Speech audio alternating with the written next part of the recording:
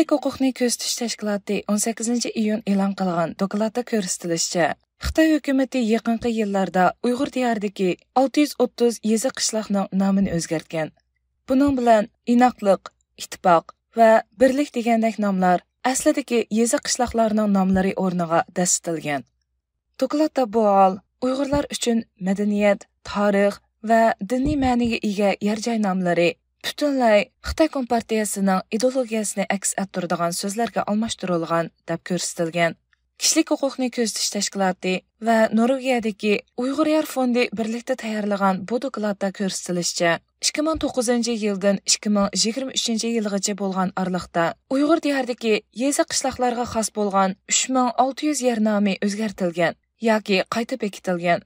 Bulardan 630 yezi qishloqning nomlaridagi sazgur tarkiblar, jumladan xo'ja, xoniqa, sulton, masjid, bag, mazar, o'rda degandek nomlar birdak zamonaviy atalg'ularga almashtirilgan. Buning bilan qizil yulduz, qizil bayroq, baxt, do'stlik degandek siyosiy ma'niga ega yangi nomlar barliqqa kelgan. Kishilik huquqni ko'zitish tashkiloti Xitoy bo'limining muvaqqat direktori Maya Wang bu haqda to'xtalib, bu xildagi nom o'zgartirish qilmishi mohiyatda Xitoy hukumatining Uyg'urlarga xos madaniyat va diniy tushunchalarni o'chirish urinishidan boshqa narsa emas degan. Xitoy hukumatining uchur manbalariga bo'lgan qattiq kontrolligi tufaylidan bu xildagi nom o'zgartirishning shu joydagi Uyg'ur aholisiga qanday ta'sir ko'rsatganligini dalillashga mumkin bo'lmagan. Ammo Uyg'ur yer fondi ilgirki yillarda ashu xil nomi o'zgartirilgan yezlarda yashab boqqan bir qism kishilarni ziyorat qilish orqali buni aqallisi kundalik hayotga ko'plagan qulaysizliklarni ilib kelganligini bayqagan.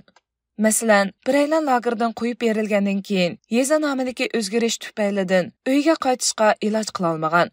Yana biraylan bo'lsa, hukumat sistemasiga tizimga oldirishda nom o'zgarishi tufaylidan qashiliga uchragan.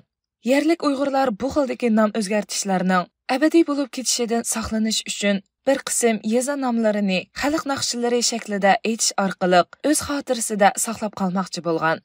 Mazkur doklad e'lon qilingandan keyin Amerika Islom munosabati kengashi buni keskin tanqidlagan.